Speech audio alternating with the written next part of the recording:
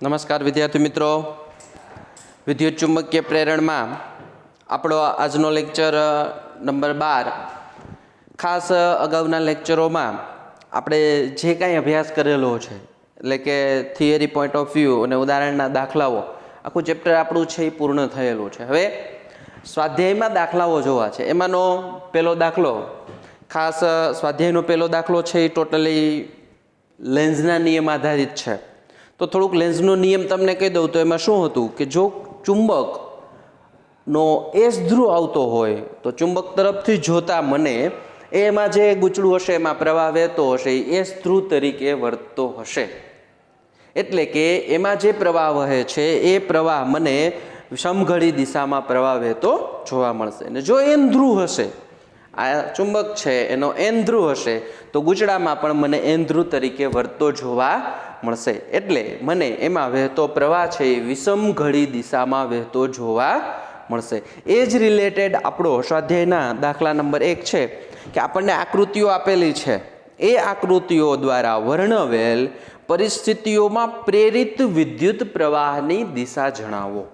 આપણો પ્રશ્ન છે કે 1, 2, 3, 4, 5, 6 એથી લઈ અને એફ સુધીની આપણને આકૃતિઓ આપેલી છે. એમાં મારે પ્રેરિત થતો પ્રવાહ છે એ પ્રવાહ શોધવાનો છે. એમાંનું પહેલું આપણું અહીંયા આપણને ગૂંચળું આપેલું છે. ગૂંચળામની અંદર આ બ્લુ લાઇનથી મેં જે દોરેલ છે એ આપણો પ્રવાહ થશે. જ્યારે આ એસ એન ગજ્યો ચુંબક છે એ એસ ધ્રુવ આ તરફ છે અને આ તરફ ગતિ કરી રહ્યો છે. તો અહીંયા આ એસ ધ્રુવ છે એટલે આ પણ એસ ધ્રુવ તરીકે જ વધશે ગૂંચળું. તો એમની અંદર પ્રવાહ કઈ દિશામાં વહેશે? તો અહીંથી તમે જો આમ એસ દોરી શકો છો. લેન્ઝનો નિયમ હું યાદ કરાવું તો આવું હતું. એસ ધ્રુવ હોય તો આવી રીતે એસ કરી નાખવાનો અને એ જ દિશા બહાર ખેંચી લેવાની, એટલે આપણને દિશા જોવા મળશે. અને એ જે દિશા છે એસ હશે, એ જો એસ બનતો હશે તો એ સમઘડી દિશા જોવા મળશે ઘડિયાળની દિશામાં. અને જો એન બનતો હોય આવી રીતે આમ એન ધ્રુવ હોય તો એન ધ્રુવની બહાર નહીં ખેંચી લ્યો એરો, એ આપણી પ્રવાહની દિશા થઈ જાય, એટલે વિષમ ઘડી દિશા થઈ જાય. તો અહીંયા એસ ધ્રુવ તમને દેખાય છે. તો એસ ધ્રુવની અંદર હું દિશાઓની વાત કરીશ તો અહીંયા મને ઉપર જતી દિશામાં જોવા મળશે અને આપણો પ્રવાહ છે એ સમઘડી દિશામાં ગૂંચળામાં વહેતો જોવા મળશે. આવી રીતે આપણે છે 6 બાકીના 5 પૂરા કરવાના છે. તો જોઈએ બીજું બી આકૃતિ તમે જોઈ શકો છો. બી આકૃતિમાં તમે જોશો તો 2 ગૂંચળાઓ આપણને આપેલા છે, વચ્ચે મેગ્નેટ આપેલું છે. આમાં ખાસ ધ્યાન રાખવાનું છે, મેગ્નેટ છે એ આપણને વચ્ચે આપેલું છે અને એ આ તરફ આ ગૂંચળા તરફ ગતિ કરી રહ્યું છે. તો સ્વાભાવિક વસ્તુ છે કે મારે આ તરફ લઈ જવું હોય તો અહીંયા આ એસ ધ્રુવ તરીકે વર્તતું હોવું જોઈએ. એટલે દિશા અહીંયા આમ આવશે, અહીંથી લઈ અને આ તરફની આપણને દિશા જોવા મળશે. એટલે અહીંથી હું ચુંબક તરફથી જોઈશ આમાં તો મને વહેતો પ્રવાહ છે એ સમઘડી દિશામાં જોવા મળશે, આ ગૂંચળા માટે જ. બીજું અહીંયા એન ધ્રુવ તો એન ધ્રુવ એવું નહોતું, કારણ કે દિશા આમ છે. જો અહીંયા એન ધ્રુવ હોય ને તો આકર્ષણ થાય, યાદ કરવાનો લેન્ઝનો નિયમ. મફતમાં ઉર્જા મળે પણ મફતમાં મળતી નથી. મારે દૂર લઈ જવા હોય તો અહીંયા એસ ધ્રુવ તરીકે આ વર્તે તો જ મારે એને ફરજિયાત દૂર લઈ જવા માટે કંઈક કાર્ય કરવું પડે. એટલે અહીંયા એન ધ્રુવ છે તો આ એસ ધ્રુવ તરીકે વર્તશે. અગેન આની અંદર પણ આપણે પ્રવાહ જોઈ શકીએ છીએ. આ ઉપરની તરફ એસનો છેડો અહીંયા આવશે તો હું અહીંયા પ્રવાહ લખી શકું છું. એટલે આવી રીતનો પ્રવાહ વહેતો જોવા મળશે. વળી પાછું અહીંયા કહી શકું છું કે જે પ્રવાહ વહેશે અહીંયા પણ સમઘડી દિશામાં જ પ્રવાહ વહે છે. એના પછીનું એ પણ આપણે જોઈ શકીએ છીએ સી ગૂંચળું. અહીંયા જોશો તો બેટરી આપણને આપેલી છે, આ પ્લસ માઇનસ, પ્લસમાંથી પ્રવાહ નીકળે આવી રીતે થાય. તો અહીંયા એસ ધ્રુવ તરીકે આ વર્તે છે. તો જો આની સાથે સંકળાતી ચુંબકીય ક્ષેત્ર રેખાઓની વાત કરીશ અને શેના તરીકે વર્તે છે એની વાત કરીશ તો અગેન અહીંયા પણ મને એસ બનતો જોવા મળે અને એ જ એરો બહાર ખેંચી લેવાનો છે. સિમ્પલ અને શોર્ટલી કહું તો લેન્ઝનો નિયમમાં તમારે આ 2 બાબતો યાદ રાખવાની છે. એટલે કે અહીંની અંદર જે કંઈ વહેતો પ્રવાહ છે એ પણ આપણને સમઘડી દિશા જ જોવા મળે છે, ભૂલ કરવાની નથી. એના પછીનું વળી પાછા ગૂંચળાઓ જ આપણને આપેલા છે. એ ગૂંચળાઓથી આગળ વધી અને આપણે અહીંયા આવીએ તો આ ગૂંચળામાં ખાસ ધ્યાન રાખવાનું છે, કારણ કે અહીંયા બેટરી આપેલી છે તો અહીંથી પ્રવાહ આવી રીતે વહેતો હશે, આમ ને આમ.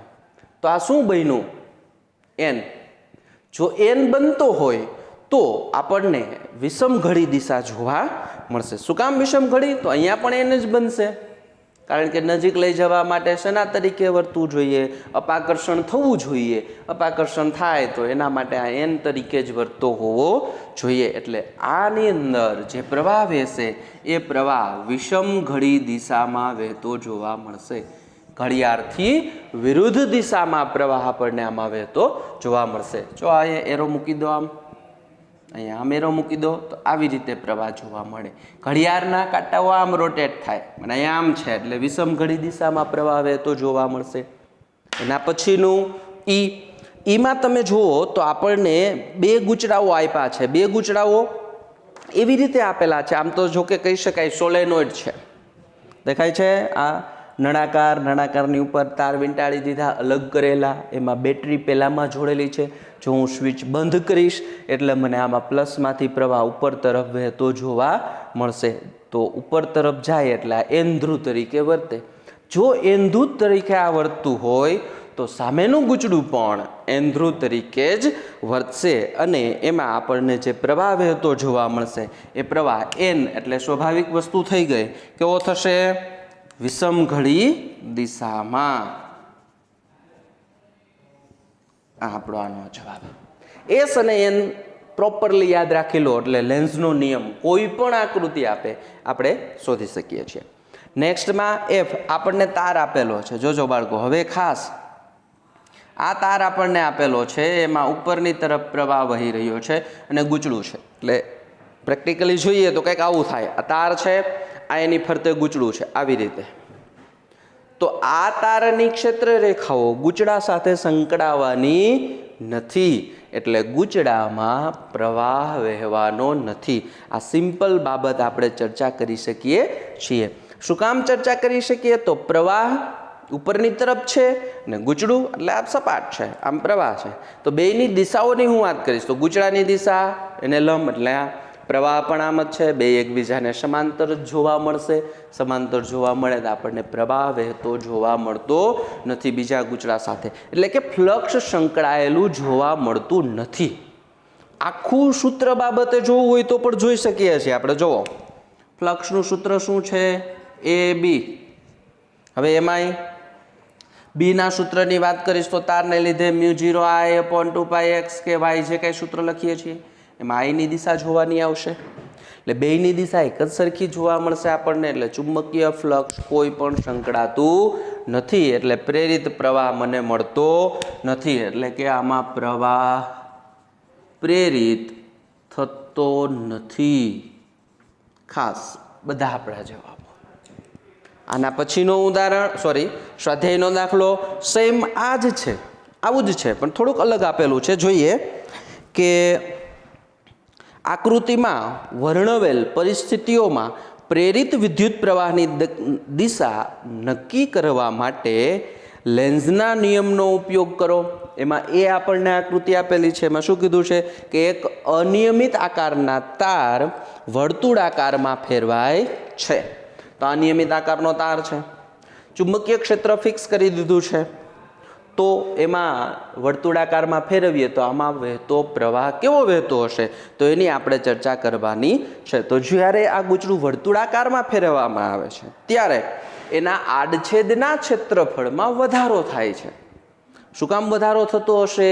તો આપણે જોઈ શકીએ. જો અહીંયા છે તો આખું ગોળ થશે, એટલે આવડું આખું આપણે એનો આખો ક્ષેત્રફળનો વિસ્તાર જોવા મળશે. એટલે ફ્લક્સમાં વધારો થાય છે. ફ્લક્સમાં વધારો થશે એટલે આપણને ચોક્કસ ખ્યાલ છે કે ગૂંચળામાં પ્રવાહ વહેતો જોવા મળશે. અને એ ગૂંચળામાં પ્રવાહ જે છે એ વહેશે વિષમ ઘડી દિશામાં. કઈ દિશામાં વહેશે? વિષમ ઘડી દિશા.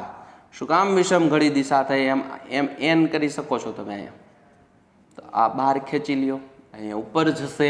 આખો પ્રવાહની વાતો કરવી હોય તો કયું થશે? ADCB દિશામાં આપણને પ્રવાહ વહેતો જોવા મળશે. વધતી દિશામાં થતો હોવાથી આપણને એ દિશામાં વહેતો જોવા મળશે.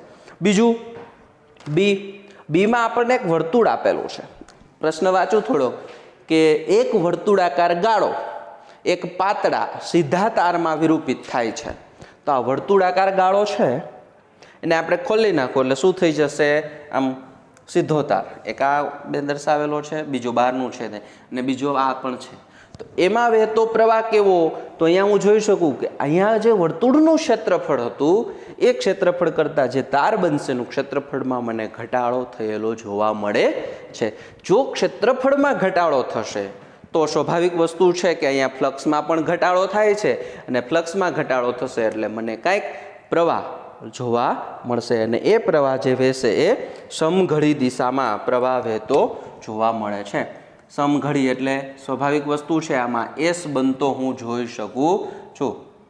એસ બને એટલે બહાર એરો આની અંદર ખેંચી શકો છો અને આપણને એ દિશામાં પ્રવાહ વહેતો જોવા મળશે.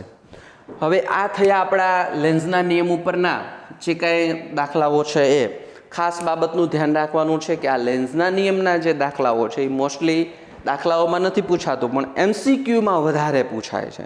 MCQ પોઈન્ટ ઓફ વ્યૂ લેન્ઝનો નિયમ અતિ આવશ્યક છે. લેન્ઝનો નિયમ ફાવી જાય એટલે આપણને આવા કોઈ પણ દાખલાઓ આવે આવડી જાય. બે જ બાબત ધ્યાનમાં રાખવાની છે. ફરીથી કહી દઉં છું, જો ચુંબક એસ ધ્રુવ હોય અને એના તરફ ગતિ કરતો હોય તો એસ ધ્રુવ તરીકે વર્તશે.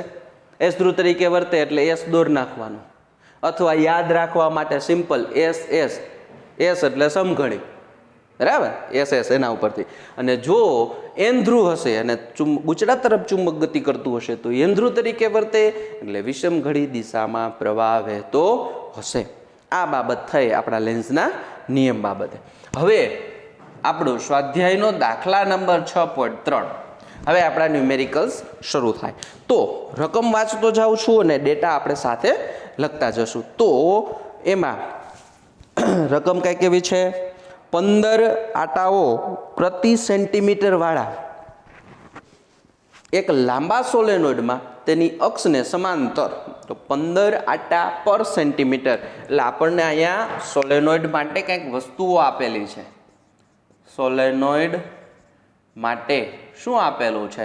પેલી વસ્તુ આપી 15 આટા પર સેન્ટીમીટર એટલે સ્મોલ એન આપેલો છે, કેપિટલ એન આપેલો નથી. તો small n is equal to 15 આટા પર સેન્ટીમીટર. આપણો આ એકમ મજા આવે એવો છે નહીં. એસઆઈ એકમમાં જઈએ તો મારે અહીંયા મીટર લખવું પડે. તો સેન્ટીમીટરમાંથી મીટરમાં જવા માટે 10⁻² છેદની અંદર આવે. હું અહીંયા જ કરી નાખું છું 15/10⁻². તો હવે એકમ થઈ ગયો આટા પર મીટર. -2 ઘાત ઉપર જશે, પ્લસ થઈ જાય એટલે સ્મોલ એન બરાબર આપણને મળશે 1500 આટા પર મીટર. આપેલો ડેટા. પછી અક્ષને સમાંતર સોલેનોઇડની અંદર 2.0 સેન્ટીમીટર સ્ક્વેર ક્ષેત્રફળ ધરાવતા, તો આર છેદનું ક્ષેત્રફળ ધરાવતા ક્ષેત્રફળ આપ્યું છે 2 સેન્ટીમીટર સ્ક્વેર છે. મીટર સ્ક્વેરમાં કન્વર્ટ કરવા પડે એકમમાં. ડાયરેક્ટ લખી નાખું છું 2 * સેન્ટીમીટરમાંથી મીટરમાં જવા માટે 10⁻². વર્ગ છે એટલે 10⁻⁴ એકમ આવી જશે મીટર સ્ક્વેર. આડછેદનું ક્ષેત્રફળ આપી દીધું. આગળ ક્ષેત્રફળ ધરાવતા એક નાનો ગાળો મૂકેલ છે. જો સોલેનોઇડમાં વહેતો પ્રવાહ 0.1 સેકન્ડમાં 2 એમ્પિયરથી 4 એમ્પિયર સ્થાયી રીતે બદલાય તો વિદ્યુત પ્રવાહમાં ફેરફાર વખતે ગાળામાં પ્રેરિત EMF કેટલું હશે? તો પહેલી વસ્તુઓ આપણને અહીંયા ડીટી સમય જે આપેલો છે અથવા સમયનો ફેરફાર જે આપેલો છે એ 0.1 સેકન્ડ. આટલા સમયમાં એમાં પ્રવાહમાં ફેરફાર કેટલો થાય છે? તો અંતિમ પ્રવાહ 4 - પ્રારંભિક પ્રવાહ 2 એટલે આપણને આપેલું છે 2 એમ્પિયર. આ પ્રવાહનો ફેરફાર આપણને આપેલો છે. ધ્યાન રાખવા જેવી બાબત છે. તો વિદ્યુત પ્રવાહમાં ફેરફાર વખતે ગાળામાં પ્રેરિત EMF કેટલું હશે? તો મારે શોધવાનું શું છે? પ્રેરિત EMF ક્વેશ્ચન માર્ક. પ્રેરિત EMF નું સૂત્ર આપણે જાણીએ છીએ, ફેરેડેનો નિયમ. ફેરેડેનો નિયમ શું કહે છે? તો E બરાબર માઇનસ d∅/dt. આમની અંદર n આટાવાળા ગૂંચળાઓનો આપણે સંપર્કની વાત કરીએ, પણ અહીંયા તો એક જ ગૂંચળું છે, અંદર ગાળો મૂકેલો છે. હા, પહેલું આપેલું છે એ સોલેનોઇડ માટે આપેલું છે, ભૂલ કરવાની નથી.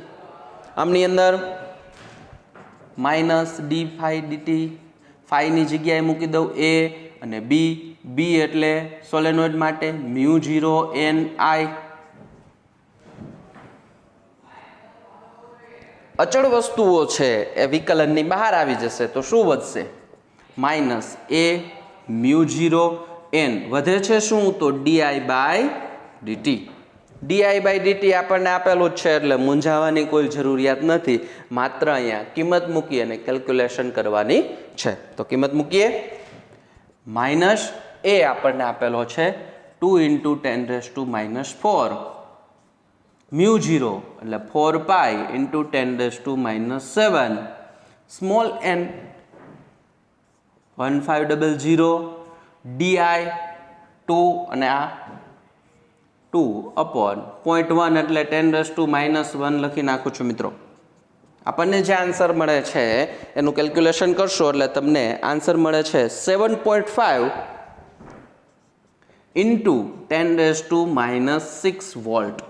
આજે છે ઈએમએફના આપણને કિંમત સહિત માઇનસની નિશાની છે એ લેન્ઝના નિયમની હાજરી સૂચવે છે. માત્ર અહીંયા મૂલ્યની જ વાતો કરીએ તો ઈનું કિંમત આપણને મળશે 7.5 × 10⁻⁶ વોલ્ટ. આ મૂલ્ય બાબતે માઇનસની નિશાનીઓ આપણે જે છે એ અવગણીએ છીએ ક્યારેક, જ્યારે મૂલ્યની વાતો કરશું ત્યારે. જો વિદ્યુત પ્રવાહની અંદર આપણને વધારો આપેલો હોત, એટલે કે વિદ્યુત પ્રવાહ આપણને ઉલટું આપેલું હોત કે ઊંધું થાય છે, ઘટાડો આપ્યો હોત તો શું થાત? 2 - 4.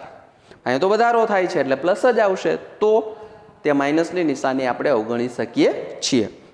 હવે આના પછીનું જે ઉદાહરણ આપણે જોવું છે એ ઉદાહરણની અંદર ખાસ એક બાબતની આપણે ચર્ચા કરવાની છે.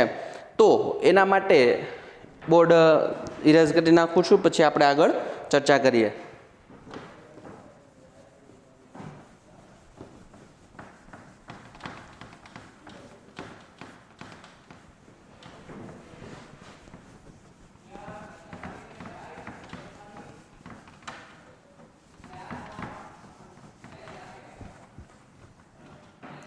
ચાલો સ્વાધ્યાયનો દાખલા નંબર 6.4.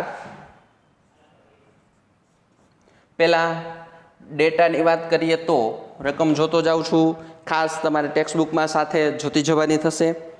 8 સેન્ટીમીટર અને 2 સેન્ટીમીટર બાજુઓવાળો અને એક નાનો કાપો ધરાવતા એક લંબચોરસ તારનો ગાળો 0.3 ટેસ્લાની તીવ્રતાના. એટલે પહેલેથી લખતા જઈએ તો આપણે અહીંયા લંબાઈ અને પહોળાઈ બે વસ્તુ આપેલી છે, એલ ને બી. એલ આપણને આપેલી છે સપોઝ કે 8 સેન્ટીમીટર અને પહોળાઈ આપેલી છે 2 સેન્ટીમીટર. અને મીટરમાં કન્વર્ટ કરી નાખીએ. 8 × 10⁻², અહીં આવી જશે 2 × 10⁻², એકમ થઈ ગયો મીટર. એને એક તારનો ગાળો છે ને 0.3 ટેસ્લાના ચુંબકીય ક્ષેત્રમાં મૂકી દીધું છે, એટલે બી આપેલું ચુંબકીય ક્ષેત્ર 0.3 ટેસ્લા. આગળ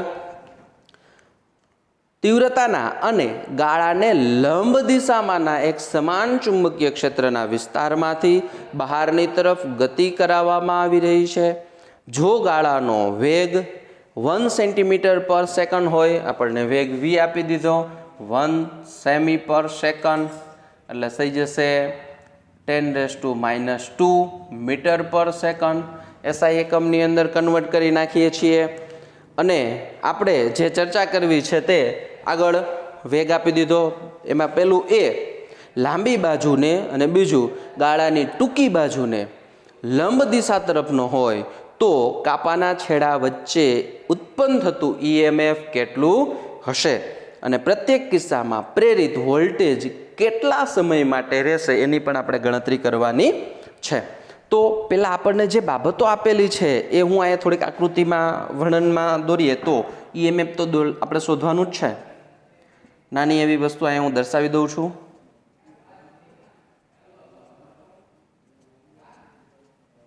આપણને અહીંયા જે આપેલું છે, સપોઝ કે એક આ લાંબી બાજુ, આ જે છે એ આપણને આપેલું છે 8 સેન્ટીમીટર અને આ આપેલું છે 2 સેન્ટીમીટર. હવે આમાં બે જગ્યાએ એને ગતિ કરાવવાની છે. કઈ રીતે બે જગ્યાએ? એક આ રીતે v વેગથી ગતિ કરાવીએ અને બીજું આ રીતે નીચેની તરફ. એટલે બે રીતે ગતિ કરાવવાની છે. એમાં બીજું લાંબી બાજુને અને બીજું છે એ ટૂંકી બાજુને. તો એમાંનું આપણે જે ચર્ચા કરવી છે એમાં મારે પ્રેરિત થતું ઈએમએફ શોધવાનું છે. તો પ્રેરિત થતું ઈએમએફ મારે શોધવું હોય તો ઈએમએફનું સૂત્ર વેગને કારણે ઈએમએફનું સૂત્ર ગતિકીય ઈએમએફનું સૂત્ર આવશે. તો પહેલા માટે શોધવું તો ઈએમએફ બરાબર BLV, સૂત્ર જાણીતું જ છે BLV. અગેન આપણે યુ આકારનો સળિયો હતો અને એમાં v વેગથી સળિયાના તરફ ગતિ કરાવતા હતા. આખું સૂત્ર તારવેલું જ છે. લંબાઈને આધારે હું અહીંયા કિંમત મૂકું તો શું થઈ જશે? 0.3 આપેલું જ છે. L 8 × 10⁻², વેગ 10⁻². આખું સાદુરૂપ આપશો તો તમને આન્સર મળે છે 2.4 × 10⁻4 વોલ્ટ. આ આપણને લાંબી બાજુએ જ્યારે હું લઈ જાઉં છું ત્યારે ઉત્પન્ન થતું ઈએમએફ અથવા તો પ્રેરિત થતું ઈએમએફ છે. હવે આ વોલ્ટેજ કેટલા સમય પૂરતો લાગશે? કે સમય જે છે વોલ્ટેજ આપણને જોવા મળે છે કેટલા સમય પૂરતા જોવા મળે છે એની આપણે ચર્ચા કરવી છે. તો એ વોલ્ટેજ માટે વોલ્ટેજનું સૂત્ર જ છે આપણી પાસે. વેગ અને સમયનું સંબંધ કાંઈક છે જ. આપણે વેગ બરાબર અંતરના છેદમાં સમય. તો સમય જોતો હોય તો આના ઉપરથી શું મળશે? સમય બરાબર અંતરના છેદમાં વેગ. હવે અહીંયા અંતર મારે કયું લેવું? આમ લઈ જવાનું છે. તો એ પસાર થવા માટે બી ને ધ્યાનમાં લેવો. ત્યાં એલ લખવાનો નથી.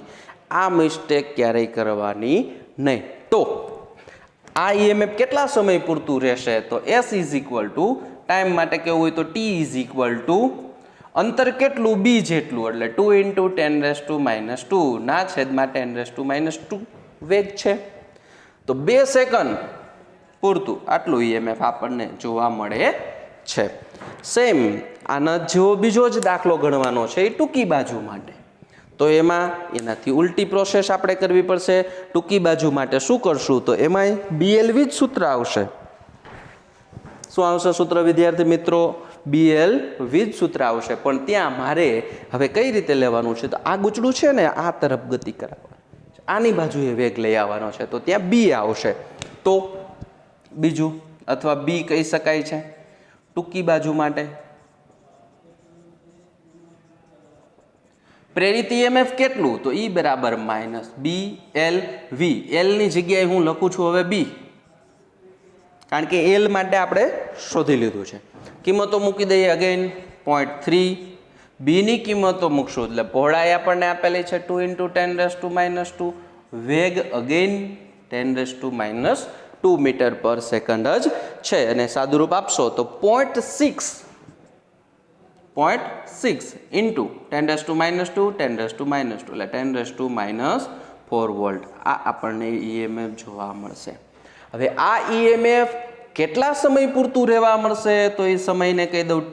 તો T બરાબર શું જોવા મળે? સૂત્ર ખબર જ છે, L ના છેદમાં V. L કેટલો છે? 8 × 10⁻² ના છેદમાં વેગ કોમન જ રહેવાનો છે 10⁻².